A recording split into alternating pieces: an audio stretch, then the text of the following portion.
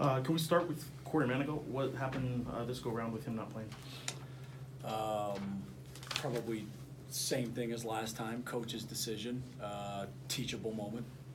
There was a scuffle before the game. Did his playing time have anything to do with that? And is there anything you want to say about what happened with that scuffle? I was actually told just about it just before the game. I discussed it immediately after the game. I don't know what prompted it, or I don't know enough details to comment about the specifics of who started it or what was involved, but I was incredibly disappointed, and I explained that to our team after the game. We spoke at length prior to this game about being emotionally stable and just competing, and what I don't know what prompted it, so I don't know how much who had to do with what, but regardless, I was extremely disappointed in whatever that happened to be. You guys just a few days ago had what you called maybe your biggest win since you've been the Lobos coach. How surprising from that high to what happened here tonight are you? How surprised are you? Speechless is what I told the team after the game. I wish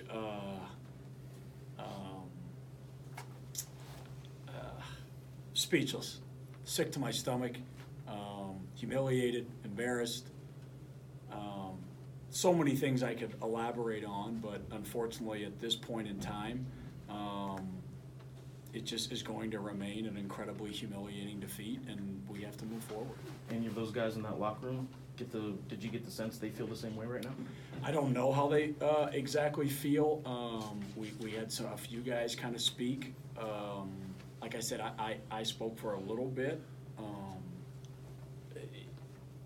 I'm just so shocked. I don't. Usually you'll come into a game and there'll be, one or two things that maybe stood out that you can talk about that either we've done a lot of or we haven't done a lot of. But when you get just absolutely dismantled like that, there's no, like, you're shocked. It's probably one of the most shocking games, really, I guess, since Boise last year, where it was just like, wow. I know you just said there's a lot of different things and you don't know which one to point to. I do want to ask about the beginning, though, and it is something I've talked to you about recently. You guys were down again 11-0. Second straight game, it was 11-0. Mm-hmm. And again, with the starting lineups, do you think the starting lineup is affecting the flow at the beginning of games? I think at this point there's a lot of things we probably need to examine. I don't know if that's necessarily number one, but I wouldn't necessarily rule it out. I'm not going to, when we look back at this game and evaluate it, we'll probably start to put some things together about things we need to work on and improve upon as coaches, as a team.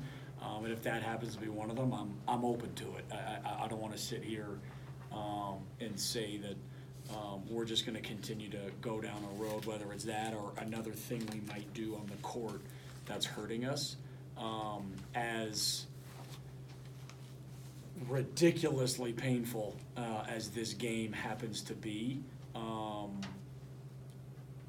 I don't want to necessarily do too much from it. And I think the unique dynamics of who the opponent happens to be and my own past and things like that, if this is some weird, I don't know, Rick Pitino-ish thing that is going to be standing on its own, then I've got to find a way to deal with that and coach with that as my career unfolds.